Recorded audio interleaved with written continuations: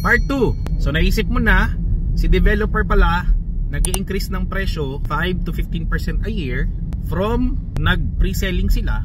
So it's bad pala for me on a logic basis na bumili na malapit na mag-turnover or turnover. Kung ang goal mo is for rent. Kasi nga, talo ka sa price war. Kasi talo ka sa mga bumili ng 1 million if they bought it 4 years ago, and right now, 1.6 na pala siya.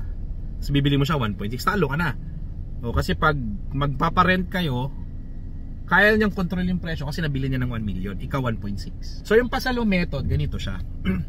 Maghahanap ka ng nagbebenta na hindi niya na kayang bayaran yung binayad niya 4 years ago. Tapos ang gusto na lang niya, yung 200,000 na equity niya, ibabalik mo, cash. So ibig sabihin, siya nagbayad nung oras mo, yung oras ng property na yun, kasi hindi nakakuha 4 years ago, diba? So nabili mo yung property, yung total contract price 1 million, ibabalik mo lang yung binayad ni old user na 200,000. Ito pa yung malupit na deal doon. Some of the sellers kasi are forced to sell a pre-selling price because hindi na nila gustong ituloy.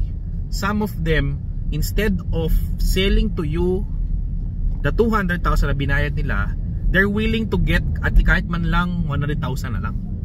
So that's what happened to me, na yung old seller during turnover, hindi niya na kayang ituloy, nagbayad na siya ng 2 million, tapos willing siya kahit 1 million na lang yung ibalik ko, dahil the following month babawiin na ng developer yung property kasi nga ayaw niya nang i-continue. Nagbayad na siya 2 million at wala siyang makuhang magbebenta kasi binibenta nga niya yung property kung kailan niya na kailangan. So nagmamadali siya sa presyo. So here comes Mr. Wise Investor, understand all of this. Binili ko ngayon yung property ng price on 4 years ago. Si seller, nagbayad ng 2 million, binayaran ko siya ng 1 million. So ang laki ng tubo ko, so kahit ibenta ko siya ngayon, kita na ako. And that's how pasalo works. Maghahanap ka ng mga sacrificial properties. You need to have a connection on this kung paano ka maghahanap.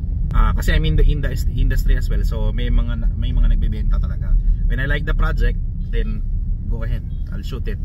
So the disadvantage naman ng pasalo is hindi ka na makakapili syempre kung ano yung location ng property na yun. May it be, hindi na siya example na condo, hindi na siya doon 8th floor, hindi na siya mataas na floor. Syempre pipili ka din. Once you find a good property, then yun, banat. Okay, banat. I hope if you have any question on pasalo method, comment mo lang. So, and don't forget to follow if you want to learn more about the investing, trading, property engagement, so property investing, yan, marami tayong mga ideas with that. So I hope this helps. See you on the next video.